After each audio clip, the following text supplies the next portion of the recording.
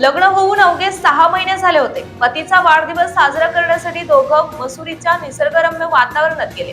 पण अचानक असं काही घडलं की तिथं रक्ताने माखलेला मृतदेह सापडला. उत्तराखंड मधील मसुरी येथे एका 27 वर्षीय सॉफ्टवेअर इंजिनियर तरुणीचा संशयास्पद मृत्यू झाल्याने खळबळ उडाली. राधा गायत्री असं या मृत तरुणीचं नाव असून ती दिल्लीची राहणारी होती. तर तिचा पती सौम्य श्रीचरण हा पुण्यात एका नामांकित IT कंपनीत कार्यरत आहे.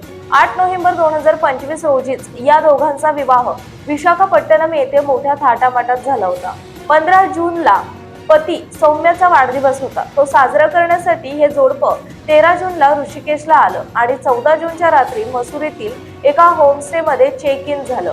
पतीच्या जबाबानुसार रात्री दोघांनी मद्यपान केलं आणि पहाटे 3च्या सुमारास ते झोपले.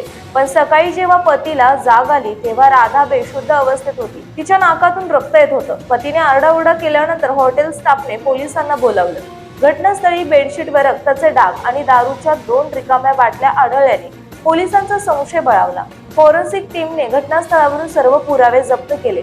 धक्कादायक म्हणजे प्राथमिक शवविच्छेदन अहवालात शरीरावर कोणत्याही बाह्य जखमा आढळलेल्या नाहीत. राधाच्या वडिलांनी या मृत्यूवर संशय व्यक्त करत सखोल चौकशीची मागणी केली आहे.